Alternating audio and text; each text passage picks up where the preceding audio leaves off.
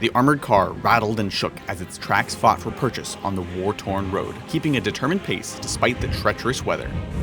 Private Elliot had protested against driving through the night in the storm, as much as his rank would allow, of course, but Lieutenant Leofric had made it an order. Earlier in the day, while sweeping the area for deserters and wounded, they had found a lone AZ aimlessly wandering no man's land. The wild-eyed Sultanate spoke in a frantic and fevered tone, but none in his company, the Knights Templar, understood the foreign tongue. Calling it into high command, they were instructed to treat him as a Priority 1 asset and return the prisoner back to camp for interrogation ASAP. Private Elliot muttered a prayer as he wrestled the wheel of the transport, its headlights only revealing about 4 meters of the flooded road at a time. Further off in downpour and the gloom, Seeker Marinus shivered in the tattered rags and rusted bindings, his gaunt and bleeding hands clasped tightly in fervent prayer. The congregation of the Steel Nephilim had hunkered down to wait out the storm. Since their defeat against the great enemy in 1906, they had scraped by as scavengers in no man's land, as a penance to God. They would forsake their return to Antioch until reclaiming the land that they had lost, or until they were all dead. Suddenly, as if struck by a bolt of lightning, Marinus was shown a vision. It was a message sent by the Lord's angels from on high. He saw a prisoner from a distant and sheltered land, trapped in a cage of iron. The prisoner held knowledge to guide them back to the St. Glaston's munitions factory, their sacred charge that they had lost many years ago. Just then, a pair of glowing motes of light pierced the murky darkness. "Yes, Lord, I see the path," he shouted, tripping over himself in the mud as he scrambled to his feet. Marinus primed the martyrdom device chained to his back, breaking into a wild sprint towards the angel's guiding lights. "I hear and obey!"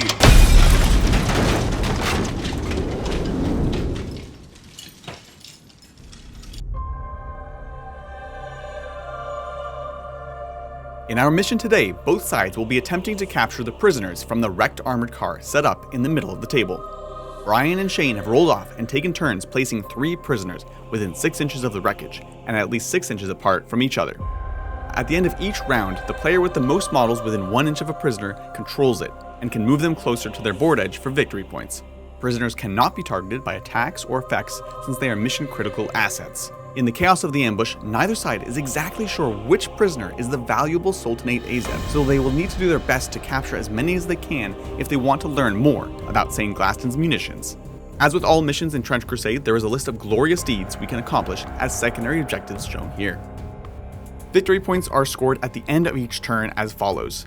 Players will gain 1 victory point for each prisoner that they control within 12 inches of their deployment zone. They'll gain another victory point if that prisoner is within 6 inches of their deployment zone. And they'll gain an additional victory point if that prisoner is fully within their own deployment zone.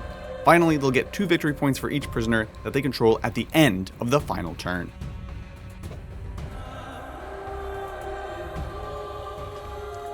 Hello folks, Shayne here with my Trench Pilgrim warband, the Congregation of the Steel Nephilim. For the Trench Pilgrim's elite choices, first we have the War Prophet Cassandra, also known as the Doom Speaker. Equipped with the flail, club, and the holy rhythm of a semi-automatic rifle, Cassandra speaks prophecy through bullet and flame. Next up we have Castigator Daedric Kane. Powered by Zealot Strength, he wields a punt gun and every time he fires it rings out like a church bell toiling doom. For my last lead choice, we have Quiet Klaus. He does not preach, yet all listen when the anti-tank hammer falls. In silence, Klaus delivers judgment, his every swing a benediction to obliteration. For the warband's troop choices, we have an anchored shrine known as the Iron Shepherd, who carries the Catherine wheel that we have adorned with a prisoner who will take some hits for the shrine as a form of repentance so the shrine can deliver crushing absolutions. We also have Sister Erebeth of the Obsidian Choir, a stigmatic nun equipped with flail, club, and Warcross. We also have 2 Trench Pilgrims who have named themselves after the Holy Graces. First there is Serpentius, aka Wisdom. They are equipped with the bell and a club to serve as a musician. And last but not least we have Pietus, aka Piety, who is equipped with a bayoneted shotgun and a shield to serve as an extra skirmisher and scout. Hey everyone, Lil B here to walk you through my warband for this Trench Crusade episode. I get to be playing the Principality of New Antioch, specifically the Free State of Prussia. Now, leading my warband, I have Marshal Leofrich, who of course is my lieutenant. He is equipped with a heavy shotgun, a tank splitter sword to get through all of that armor, and of course machine armor just to make him a little bit more durable. He also has rapid assault, so that way he can roll an extra dice whenever he does his dashes. Osfert the Shepherd is my sniper priest, who is equipped with standard armor, a shovel, and a machine gun, because when you're blind, you need all the extra bullets you can get. Confessor Aldwin the Chain-Tongued is next up on the docket, and he is my trench cleric, who is equipped with standard armor, a sword, and grenades. I have two shock troopers that are equipped the exact same way, Purelig and Stiapa. They both have rapid assault, a tank splitter sword, grenades, and standard armor. Another shock trooper is next up, and this is Erdwulf, who is equipped with a sword, a trench shield, and standard armor, and of course also has rapid assault. Aldhelm and Edmund are last up to round out this list as my two individual yeomen that are both equipped with bolt action rifles and nothing else.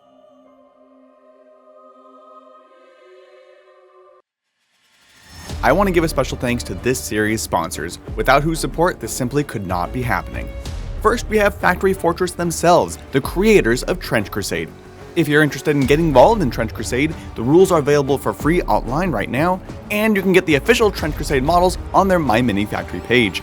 Most of the models you see in today's episode are straight from that site, so go ahead and check it out.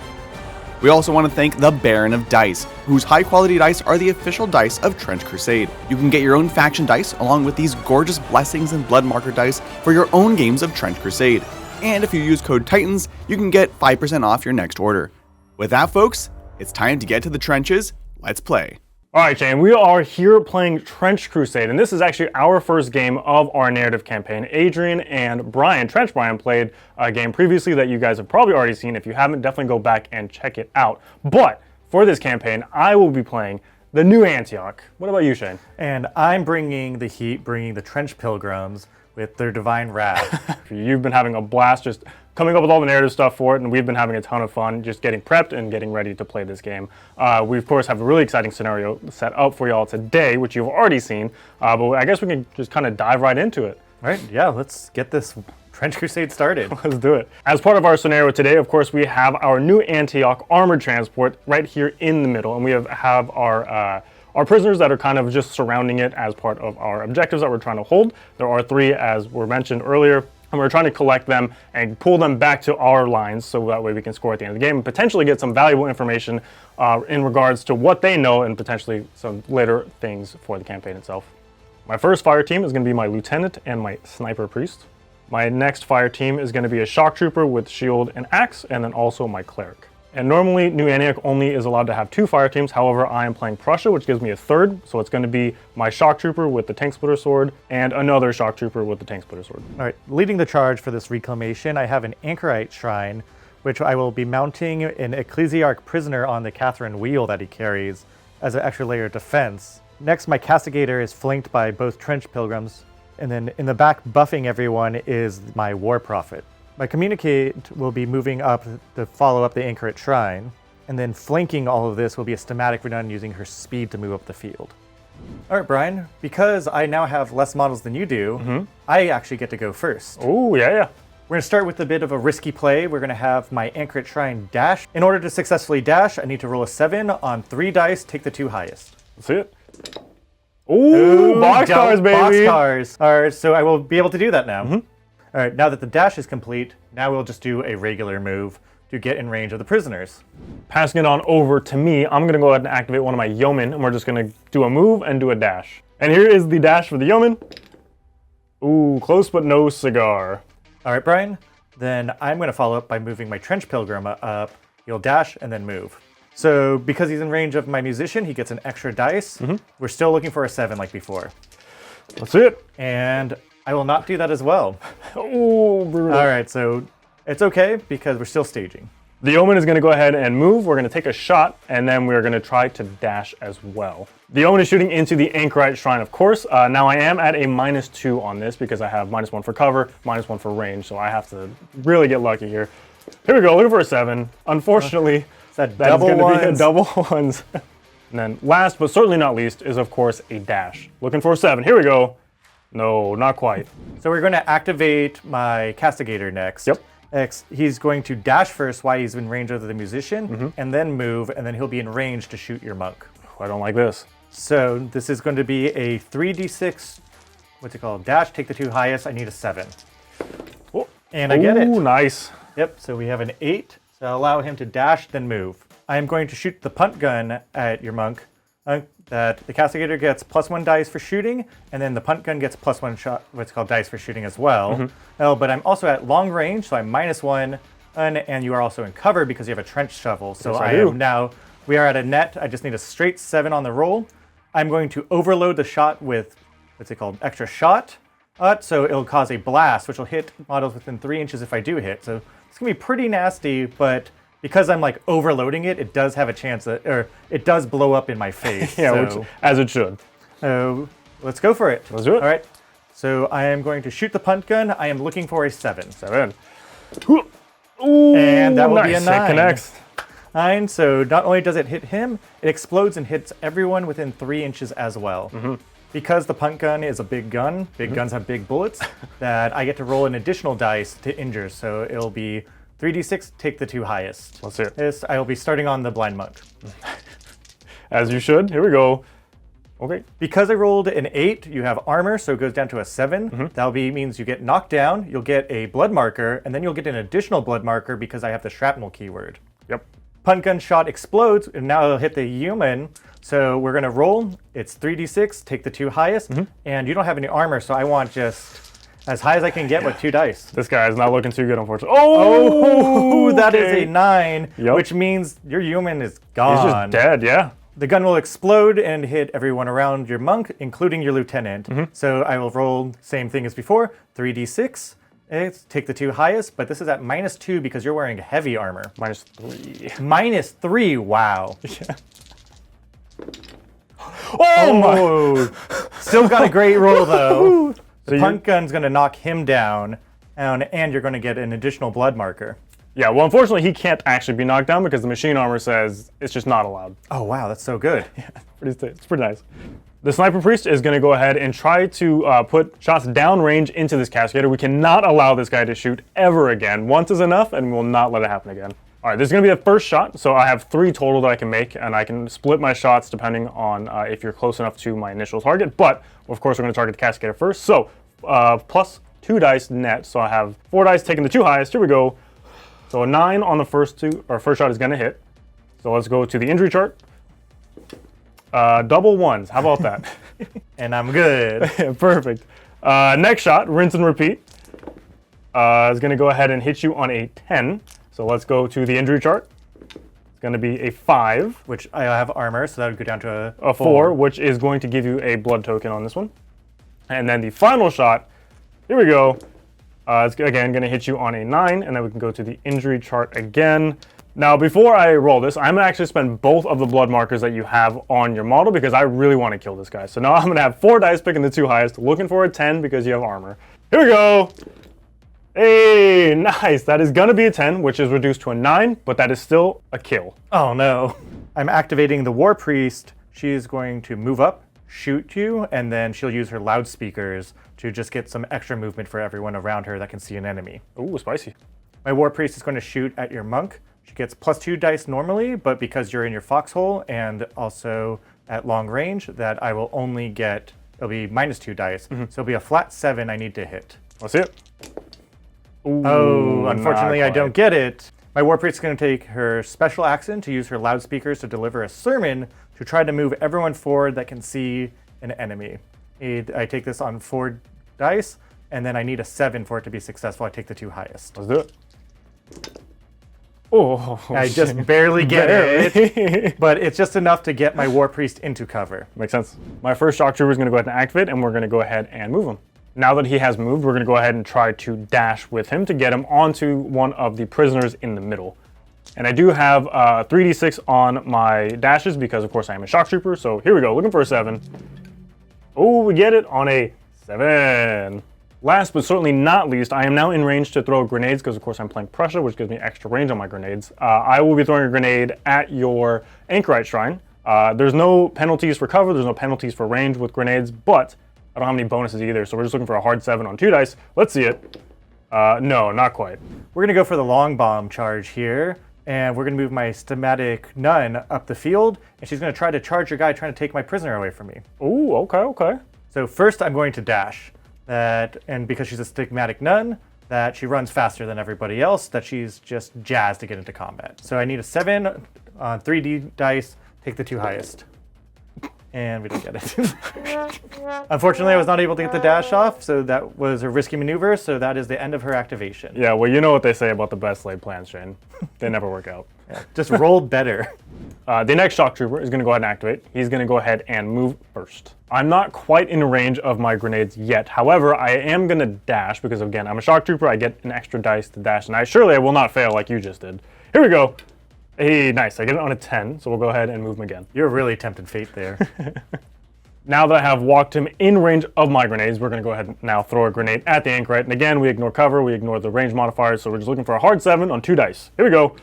Ooh, an 11. Okay. So now that I've hit you, we'll of course go to the injury roll. Now it is important to mention that because you have a person on your shield using as a literal flesh shield, which is disgusting by the way. That's the buddy system. Yeah, I have to attack them first before I can actually get to the anchorite. So we're just going to go ahead and roll on the chart. It's going to be a 6, which is going to be a blood token, but I have shrapnel, so it'll be an additional blood token. I'm going to move my musician forward. The cleric is going to go ahead and activate. We're going to move him up. He's now going to attempt a dash, looking for a 7. Ooh. Shane, guess what? And you get it. Oh, wow. Now that I'm in range, we're going to go ahead and throw a grenade at your anchorite shrine again. I have +1 dice because I am a cleric, and then, again, I ignore the penalties for cover and range. Looking for 7. Okay, here we go. That is a 9. Looking good. We're going to go back to the injury chart, and again, I have to try to kill your shield. So let's just spend the blood tokens and try to kill the shield that way. Yeah. 4 dice, looking for a 9 here. Oh yeah, we got it. So that's going to be a 9, which will kill the shield. Oh no. Anyways, yeah. I'm going to move my communicant, Quiet Klaus, up the board. We are going to dash. Dash on 3d6. Take the 2 highest.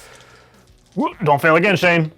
Oh, we're barely. close. Okay, barely. But we did make it. So Quiet Klaus is going to move up the field. The final Shock Trooper is going to do something a little more daring than I think we have the past turn. We're going to try to dash him, and then we're going to go ahead and try and charge your anchorite shrine, which is crazy, but it just might work. So let's start with the dash. Here we go. This guy has a really big sword, right? He's got the massive sword, so we're going to try to hit you real hard with it. Looking for a 7 on 3 dice. So that's not going to happen, which means he's going to be stuck in the deployment zone exactly where he's at. Just like half my army. Last up for my activations this turn is going to go ahead and be my lieutenant. We're going to walk him forward. So this is going to be my shotgun on the lieutenant, which has a +2 from the lieutenant, +1 from the shotgun, but you are at long range and you have cover, so I have a +1 net. So I'm looking for a 7. Oh, okay. And you'll get it. Getting Okay. on an 8. So now we can check the injury roll. And your shield is now dead, It's Shane. dead, but don't forget I have -3 armor. Look, I'll just roll box cards. You ready? Yep. Looking for a 12. Ooh, a 9, which would have killed you, except it is now a 6, which is just a blood token. For a moment, I thought it was going to be Vox cards too.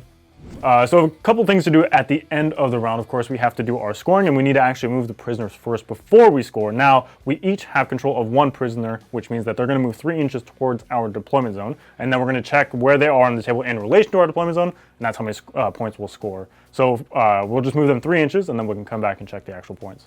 All right, sounds good. So after we move the prisoners, we can go ahead and check the distance to our deployment zone. We are within 12, which is going to give us 1 point each at the end of this turn. If we can get them another 3 inches, then we can potentially get more points going on. But for now, it's just going to be the 1. Okay. Now we have a roll for who gets the first priority in turn 2. All right, roll up. Ooh, okay. So it's going to be New Antioch taking the priority. And I think I'm going to choose to activate the first model here. Oh no, I don't like this. The Shock Trooper, who is leading the charge out in front of the army, is going to throw a grenade at the Quiet Klaus, and then we'll go ahead and try and charge afterwards. Grenades, of course, ignore modifiers to range and cover, so it's just 2 dice looking for a 7. Oh, 7. Just 2 dice here looking for a 10 at least, because you do have armor. How about a 3?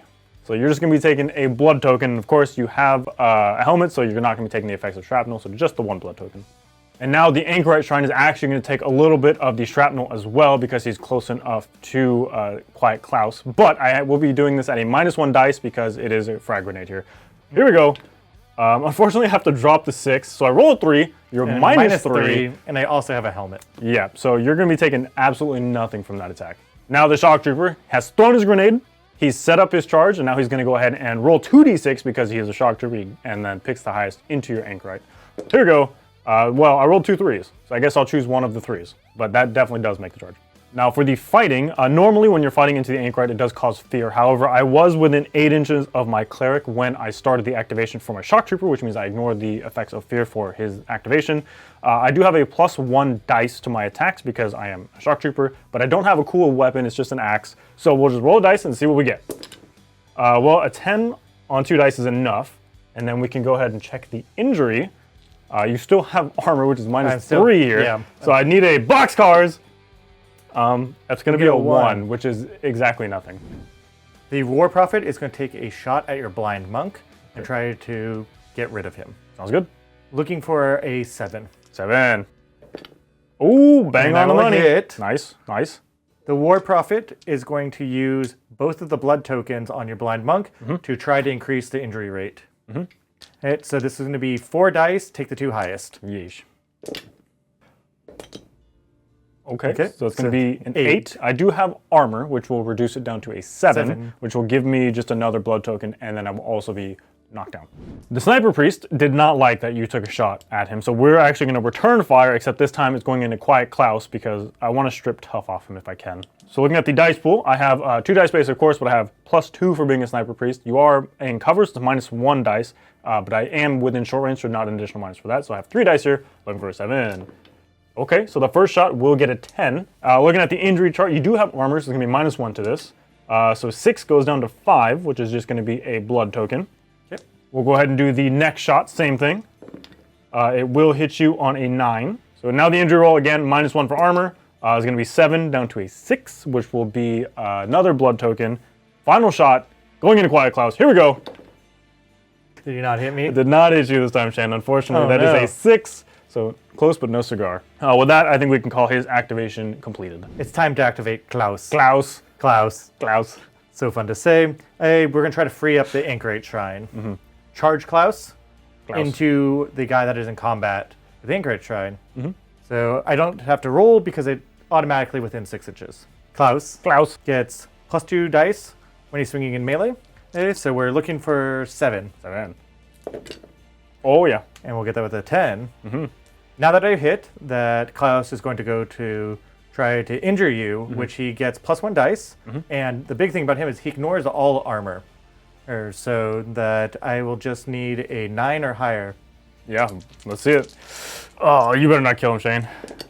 Oh, that's a 9! Shane, I have 2 points of armor! Don't worry, it is risky to himself, so he does take a blood marker when he does attack. As he should. But he will obliterate you Yeah, and make your guy also quiet. So I'm going to also dash away out of combat to set it up that if you want to come after Klaus, that I've got a stigmatic nun waiting in the wings to help bail him out as well. This is like the Trench Pilgrims of friendship. Well, because this is a risky action, you now have 3 blood tokens on you. I'm going to spend 1 of those blood tokens to give you a negative dice to this roll to hopefully keep you kind of in that same spot. Okay, so this means that when I roll my dice, I actually have to take the I have to roll an additional dice, and I have to take the 2 lowest. Yeah, exactly. I'll see it. And I'll roll triple 5s. Triple 5s. So there's no risk, no reward, no catharsis. Shock Trooper is going to go ahead and throw a grenade into the Anchorite Shrine. Again, ignores modifiers, so we're just going to go ahead and roll 2 dice, looking for a 7. Oh, boxcars, baby! So that's critical hit, or? This is a critical hit, yeah. Because this is a critical hit, I get to add 1 dice to the injury roll, so I'm still looking for 2 6s again, because you have armor 3. Yep. Here we go. Oh, so close. So 11 goes down to an 8. An 8, which is going to be just a blood token, and you would be knocked down. All right, Shock Trooper is going to go ahead and try a dash. All right, and this is the Shock Trooper that has the big anti-tank sword. Oh, yeah, we're definitely going to try to get him into the Anchorite because we cannot allow this guy to touch my lieutenant. Okay. So here we go. He does dash on 3 dice, so I'm looking for a 7. Trip 1s. Oh, my goodness. We know which one of us is God's chosen. Okay, well, I guess that's my activation, so it'll go back to you. When you get knocked down, you got to stand up again, so I'm going to activate the Anchorite.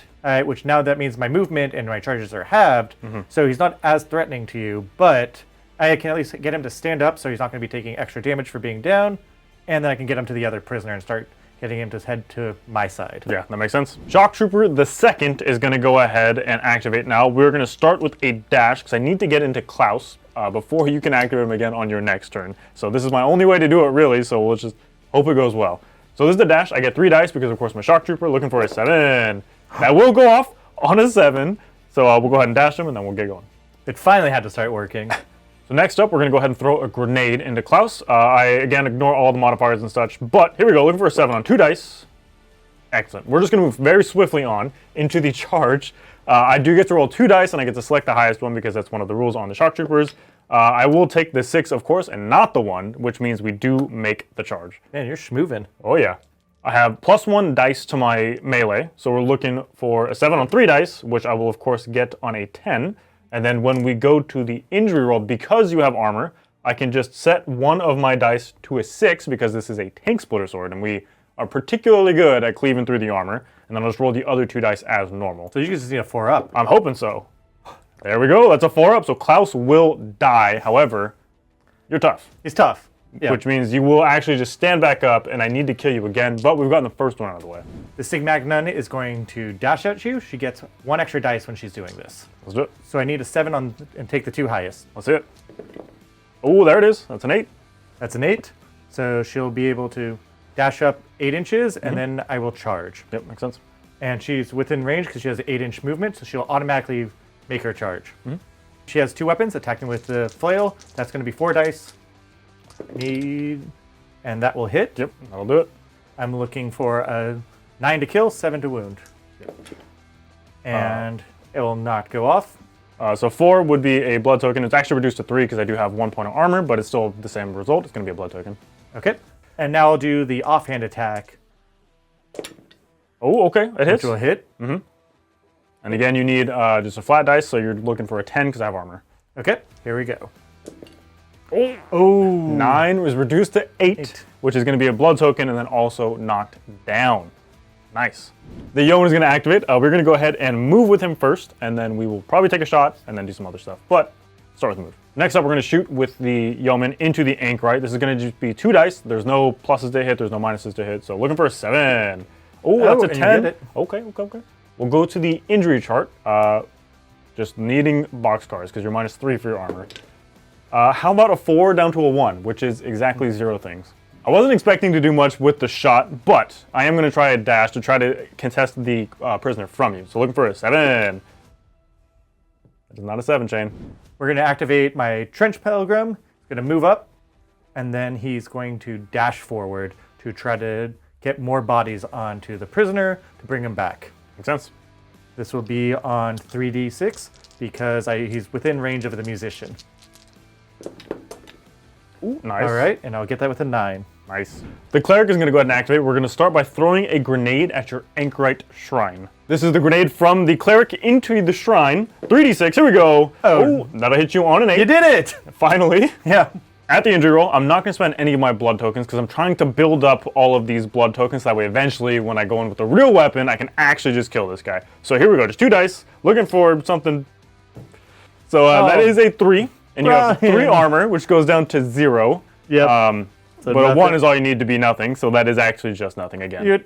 He is a walking temple. This guy's a walking tank is what he is. Yep. Now, the cleric is charging into Klaus. However, there are quite a few variables to this charge, I will say. I am first charging something that I cannot see, which means that this charge is risky. So before I can even roll my charge, I have to roll 2 dice to see if I can pass the action. And then I'm allowed to charge, and then if I still have to make the charge. Also, though, I am charging through fire, which means I can potentially hurt myself, which could also potentially stop the charge as well. So there's a lot of things going on here, but it's pretty cool, I gotta be honest. So let's start with the risky action to see if I'm even allowed to declare the charge. Needing a 7. Oh, okay. Step 1, complete. We got a 9. We're halfway there. We're like a quarter of the way there. Next up is the actual charge itself. So I need something pretty high here, honestly. Okay, 9 should be somewhat okay. We'll have to double check that in a second. So a 9 will actually do it. I am within 10 inches, so it'll put me within an inch. Now, before I move in the model into combat, I have to roll for the fire. Now, important to note, normally, you just wouldn't ever do this. However, there is a glorious deed on the line that I really want to achieve for this campaign, which is basically just charge something through the fire. Yeah, through fire and flames. Yeah, exactly. It's a very cinematic entrance that I'm going to go for. So I need to roll an action check to see if I can basically not hurt myself. 6, which means I do in fact hurt myself, so we'll have to roll an injury check here. This injury check, 2 dice. He can't just die! He can't just die! I like this, the entrance as he jumps through the fire and dies. I made every step! It was all good! And then he just dies? Alright, my last activation for the turn, we're going to move up my other Trench Pilgrim to have people within range of his bell for next turn. Sounds good. Dash roll. Oh, boxcars. Ooh, you could have used that last turn. It's too soon, Shayne. It hurts so bad. Last up for me is going to be my lieutenant. Now, he could shoot you, but the cooler thing is to run in with my tank splitter sword and try to knock down this anchorite shrine, so we're going to go ahead and do that. I only get to add a D3 to his charge roll, however, because he's wearing the big machine armor. He's kind of a little cumbersome. So we're going to go ahead and roll the dice. It's going to be a D3. I need a 3+ to make it in. Here we go. Hey, nice. He does make it, okay. We are going to fight you today. So currently I am at 4 dice, and then -1 because I'm afraid of you, so 3 dice. I'm actually going to spend the blood tokens, and I'm going to give you 2 more minus dice. Which would give me -1 net, which means I have to roll 3 and then take the 2 worst results. Look, we're going to just go for it. Let's see what happens. Here we go. Okay, so I have to drop one of the highest, but that still gives me an 8, so I do hit you. You do hit me. That's okay. Good. And now this is the scary part. Now we're going to go to injury. I have a tank splitter sword on the lieutenant, which means because you have armor, I can just make one of the dice a 6. And then I'm just going to spend the other 2 blood tokens that I have because I really want to kill this guy. So we'll go ahead and roll 4 dice for the rest of this. Oh, this is horrifying. Here we go. An 11. -3 is 8, which means you're knocked down. You're going to get a blood token. Okay. For the end of the turn, we can go ahead and look at scoring. There's a couple of things to do once again. We do need to move the prisoners again, all the ones that we control, and then we'll have to check their relation to our deployment zone to see how many points we get off of them. As it stands right now, I control 1, you control 1, and then the one in the dead center is actually contested because my lieutenant was able to make it into combat. Yeah, so our Titans are fighting over him. Exactly. I like to imagine they're both holding him by one arm, yanking him back and forth. Eventually, he might, we might get pieces of him. Now that the turn is over, we do our scoring. That since they're both kind of in that middle distance, that we'll both get 2 points, so it'll take us both to 3, so we're still tied. Really, who can control that last one in the middle is really going to turn the tides. Yeah, it's going to matter so much when it comes to the end of the game. I want to give a special thanks to this series' sponsors, without whose support this simply could not be happening. First, we have Factory Fortress themselves, the creators of Trench Crusade. If you're interested in getting involved in Trench Crusade, the rules are available for free online right now, and you can get the official Trench Crusade models on their MyMiniFactory page. Most of the models you see in today's episode are straight from that site, so go ahead and check it out. We also want to thank the Baron of Dice, whose high-quality dice are the official dice of Trench Crusade. You can get your own faction dice along with these gorgeous Blessings and Blood Marker dice for your own games of Trench Crusade. And if you use code TITANS, you can get 5% off your next order. So we are going to go into turn 3. Brian has less models because his cleric burned to death, which is actually really good for Brian. In a roundabout way, it kind of works, but also, it still hurts. You can say it's God's plan. Oh, no. So, yeah, you get to take it away. Mm-hmm. Starting things off for this turn, we haven't actually seen this ability yet, but New Antioch does have fire teams as one of their rules, so I still have a couple of fire teams left fully intact. So my lieutenant and the sniper priest are one of my fire teams that I'm going to actually activate now, and what this means is that they can activate together, and when I do that, they'll both do all their stuff, and then I'll pass turn to you.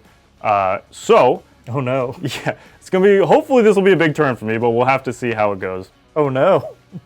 Now, the actions have to be done at the same time, so when I move, they both have to move. When I shoot, they both have to shoot, and so on and so forth. Neither one of them will be moving. Only the Sniper Priest will be shooting, so we'll go ahead and start there. So this will be the Sniper Priest shooting into your War Prophet. 3 dice, I'm looking for 7. Okay, so that'll be an 8 to hit you, so that's the first shot. You do have armor here, correct? Yes. Armor 1? Yep, just Cool. armor 1. So I need to show a 10. Here we go. Well, that's a 3 down to a 2, which does give you a blood token, thankfully. Right. We have another shot, so let's try again. This will hit you on an 8. We can go back to the injury roll. It's going to be a 6 and down to a 5, which will give you another blood token. But this is kind of what you want. You're just stacking up those blood tokens. Yeah, for this final shot. You ready? I'll never miss. Here we go. Hey, that's going to be a 9. And then now when we do this final shot, I will go ahead and spend both of the blood tokens to get 4 dice to injure. All right, big money. Here we go. Oh my god. Baby. So that is going to nuke her. However, she is tough. She is tough. She's got like super tough because she has the Memento Mori, which allows her just to get up. She's not knocked down. So she's extra tough. Extra tough. But that means I only have to kill her one more time. Taking it on into my combats now, I'm going to go ahead and activate the lieutenant because, of course, he's the only one actually in combat of the fire team. So we're just going to swing into your anchorite. So it's going to be 4 dice. There's no blood tokens on me, so you can't modify this in any way. So we're just looking to hit you on a 7. Okay, and you'll do it. Get it on a 9. So now when we go to combat, I have 3 dice, and you have armor, which of course means one of the dice gets set to a 6. You do have a blood token, however, and look, I'm just going to spend it because I need to strip tough off this guy as well, and I'll feel much better about this interaction. Here we go. Oh, we got it finally! There's the 6. That's the 6 we needed. So that will kill you. However, again, because you're tough, I'm just going to go right back up. Yep, I will just get right back up, and I believe I am down now. You are down, yeah. Now, before we move on to your activation, at the end of my lieutenant's actions, we are going to go ahead and, on my command, which is one of his abilities where it basically stops whatever he's doing, he's done doing anything. But I can select one of your models that I can see, and then I can make them be your next activation. So, that's so messed up. It's very messed up. That is so very what we're messed up, Brian. Is make you have to activate the Trench Pilgrim that has your bell. And he's bell. just going to sit there in the corner ringing the bell, and hopefully I'll have bought myself enough time to make a new plan. Oh, I hate this. I hate this so much. So you're forcing me to use my Trench Pilgrim. Mm-hmm. So, I'm not forcing. I'm giving you the opportunity to make this Trench Pilgrim earn his name. So we're going to have him go out in a blaze of glory. Okay. All right, I am going to dash my Trench Pilgrim. Okay, let's see it. Oh, that's a dash. And it's a dash, and now he'll charge. Okay, so it's going to be an 8. That should probably do it. Yep, that should put him in. With an 8, I will make the charge, but I'll be going through the fire. Yep. So I have to make just an action check to just make sure that I'm fine. Let's see it. Oh, That's how you do it, Brian, by the way. Look, the cleric had robes on. Obviously, that's what caught on fire, not him. So the Trench Pilgrim is going to swing at you with his trench club. This is just a flat roll. That's it. Oh, and that will not be anything. Yeah, not enough. Now that I've got my first fire team out of the way, we're going to move on to my second fire team, which is going to be my 2 shock troopers that have the big old swords because we're going to slay some tanks. And by tanks, I mean Klaus and your anchorite shrine. Oh, no. Now, normally, I would have probably liked to have done a dash with this shock trooper, so that way I can get out of range of this little fire cloud that I'm right in front of. However, if he fails that, both of the actions or activations of my shock troopers are ended because they are in a fire team. So we're just going to have to try and make it through the fire. Look, you did it. I could definitely do it. It will never happen twice, right? So let's go ahead and first, I can see the shrine. So let's see if I can go ahead and make the charge. I get 2d6, picking the highest. I can't really fail this. And a 9, excuse me, is definitely going to make it. But now I have to do the action check. So here's the action check to see if I can make it safely through the fire. I do, in fact, make it safely through the fire, which means the charge is going to be completed. I'm so in danger. Needing a 7 on 2 dice. Oh, that sucks so bad. Okay, so a 5 is not going to be able to hit you, unfortunately. He escapes death again. Yet again, which means I might be in a spot of bother here. Okay, so we're going to move on to the next shock trooper. Normally, 3 dice to hit, but you have informed me that you want to spend both of my blood tokens to give me a net -1 Yeah, dice. I'm hoping you slip on your blood and kind of drop your greatsword. Oh, if I dropped it and you took it, that would be so depressing. -1 dice, needing to show a 7 on the lowest 2. That actually works perfectly. So I'll drop the 4 because that's one of the highest ones, but that still does give me a 7. You're just skating by. Just barely. No, Klaus. So, Klaus does have 3 blood tokens on him, which means I can bloodbath for 3 tokens instead of 6. Oh, because he never got up, so he's still down. He never got up because he's still down. Now that's your bloodbath. We'll go ahead and make our pool. I have actually 5 dice to roll here. I do have my big tank splitter sword, so one of the dice will be a 6, and bloodbath means that I can keep normally the 3 highest dice, but because I have a 6 already in my pool, it'll be the 2 highest dice that I roll. Here we go. So I will keep the 4 and the 3, which means that Klaus will die with a 13 total. Klaus is quiet forever. Oh, I Poor have Klaus. permanently silenced Klaus. Klaus. Wow, Brian, that was a really cool use of abilities. Yeah, I think so. So you've enraged the Trench Pilgrim, and so now I'm going to activate him. And now I need to do an action check to see that as he's moving through the fire to make sure he's okay. So I need a 7 here. 7. And Oh, that's exactly I'll get 7. So I don't Nice. need to test for injury, so Correct. he doesn't have to incinerate himself. Well, at least one of us doesn't have to. He's going to attack your shock trooper, and he just has a trench club, so he's just going to have a flat roll of a 7. Ooh, And- not quite. I won't get there, so we are just locked in combat. We are now just contesting the prisoner. So I only have one more model actually left to activate because I did my fire teams, which is of course going to be the yeoman that's in combat with your trench pilgrim. I am actually going to elect to retreat with this model, and when I do so, you are actually allowed to hit me on my way out. It's kind of an attack of opportunity for those D&D enthusiasts. All right, I'm going to beat you with my bell, Yeah, you are. aka my trench club. So it's just a flat roll, and I need a 7. 7. Ooh, And that's a he'll 9. do it. Okay. Now you need that again, Shane, to kill me. Yeah, I need to roll a 9, but if I do, your guy dies. Ooh, Oh, I that's saw it for a 6. moment. 6. Okay. So that's just going to be a blood token. I'm not knocked down, so I can continue my move, and then I will take a shot and then try and dash. Yep. We're now going to take a shot with our bolt action rifle into that same trench pilgrim that just clubbed me with a bell. So here we go, looking for a 7. Oh, that's a 10, 10. so I hit you. You have no armor on this guy, correct? No armor. So I'm just looking for a hard 9. Let's see it. Oh. No, double 1s. Excellent. But it's not a 1, so you will still take a blood token. Okay. The last action for this yeoman is going to be a dash. However, I have I a will blood try token. to. Yeah, I'm gonna try to stop you. Yeah. That he clubbed you like in the leg. It's bloodied. Yep. So hopefully I'm gonna slow you down. So you, Okay, so this is going to be a dash with a -1 dice. I need to drop the highest. I dropped the highest, and unfortunately, not quite enough to complete the dash. So that'll be his activation. and that will actually stop you from contesting the guy. That's actually pretty huge for Yeah, me. really big, actually. All right, Brian. I am going to activate my War Prophet next. She's going to use her loudspeakers to try to get some extra movement, and so that is going to be a dice or an action check on 4 dice. And if I get it, I get 3 inches towards the closest guy. Let's see it. Oh, yeah. And I think I'll get it. Yeah, I think so. All right. My War Prophet will now be able to move 3 inches up, and then I'll go into her charge. Nice. And that's 10 inches. Perfect. That will get her into combat with the lieutenant. My War Prophet is going to attack. She has the flail, which gives me additional hit, which she already has 2 hits. That's 5 dice coming in. And she's got the super critical attack, whereas if I roll 2 6s, then that's going to be more damage. So just don't roll 2 6s and we'll be fine. Right. And I thank don't roll, but I will hit. Yes, you will hit, and that's what matters. So it's flat roll, but you have a lot of armor. Yeah. So let's go. Oh my god! There's no way! I have 3 armor, Shane. That's This is divine intervention. This is. Oh, God. This is the hammer of God. Oh, this is the wrath of God. What are you talking about? Okay. Well, that means the lieutenant dies. But Oh, no. this is my one tough model that I have in my warband. So he'll stand back up, but it's not looking too good. Oh no. All right, Brian, the pain keeps coming because I also have an offhand weapon. Yeah, let's do it, Shane. So I get to attack. All right, Brian. So I'm just swinging with a normal trench club. That because it's an offhand hit weapon, I have 3 dice. Cool, let's do it.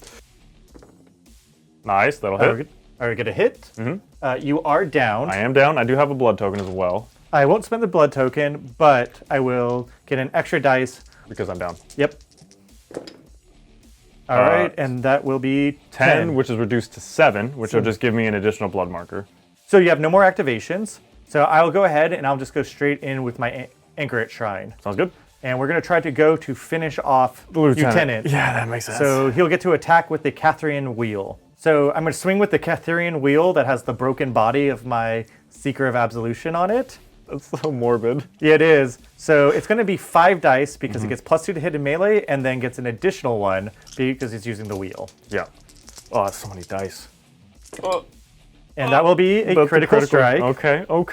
All right, Brian. So the Catherian wheel special thing is I take the 3 highest dice And because you are bloodied, I'm going to use those blood tokens. Because you're downed, I get an extra one. So I'm going to be coming at you with 7 dice. This is more dice than I've ever seen rolled in Trench Crusade, I'll be honest.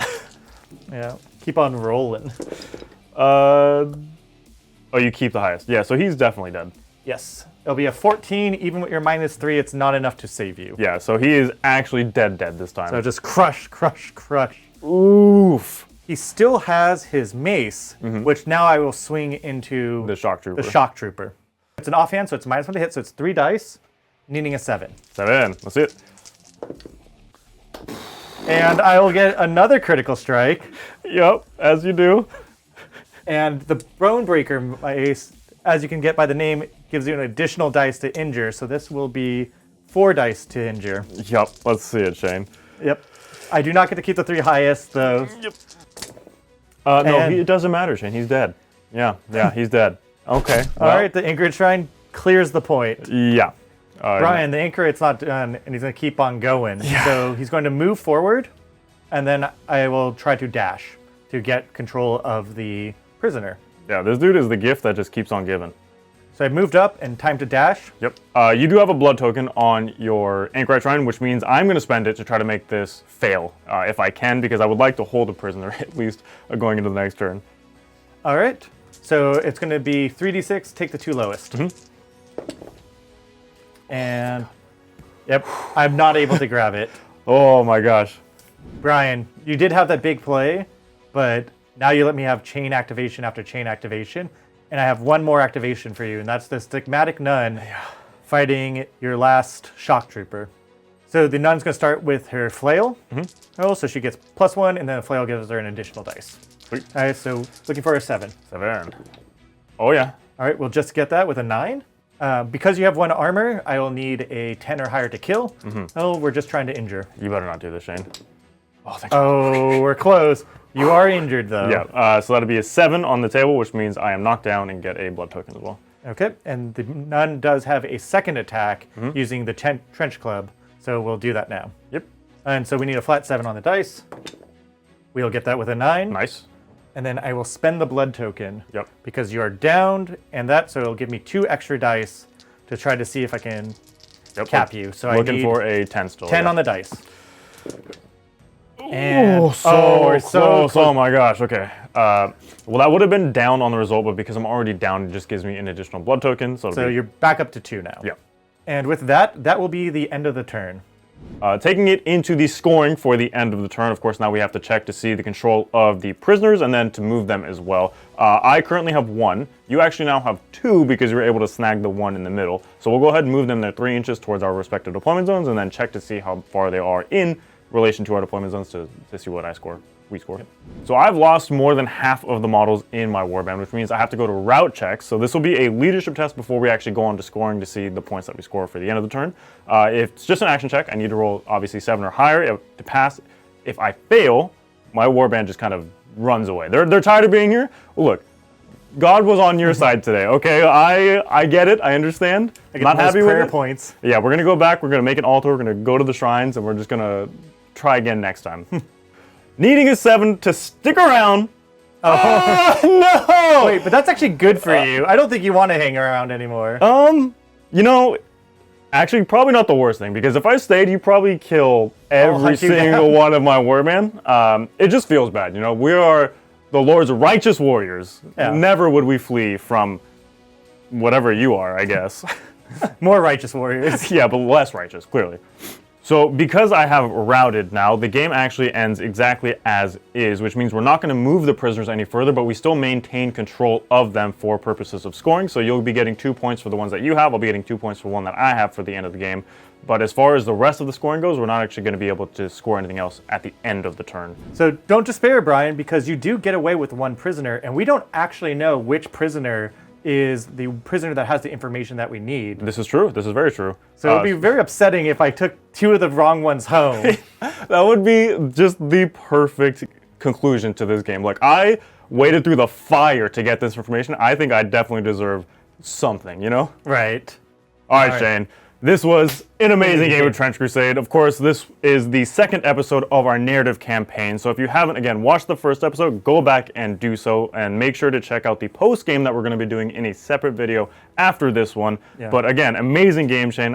Thank you so much for being here and playing with me and kicking my butt so thoroughly. God, it's such a fun, thematic game, and with twists and turns that you just roll that one dice, everything changes. Yeah, off the like whole one turn roll. Flips on a dime, and it's an amazing game system, and I'm super glad that we're doing this, and I hope that you guys are enjoying this as well, because we really enjoy doing this for you guys, and we want to continue to do this. So if you like this content, make sure you do all the buttons, all the things, like, subscribe, leave comments down below. Let us know what you guys think, what you would like to see in the future.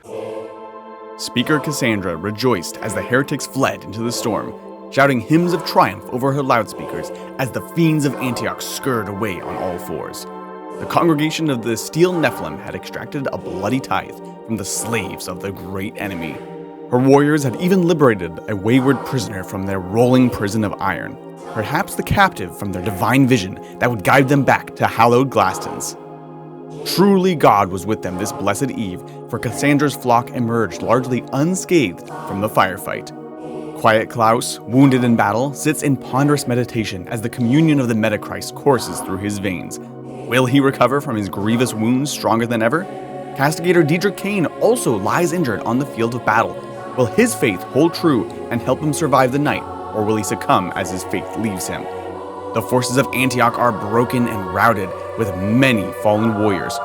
Who amongst them can survive the night to take the fight back to the trenches? And of course, who has the correct prisoner? In our post-game campaign progression episode, Lil B and Shayne discover the identity of their prisoners and determine their fate. Who has the key to finding Glaston's depot, and who has sacrificed everything for nothing? Find out on the next episode of The Hunt for Glaston's Depot.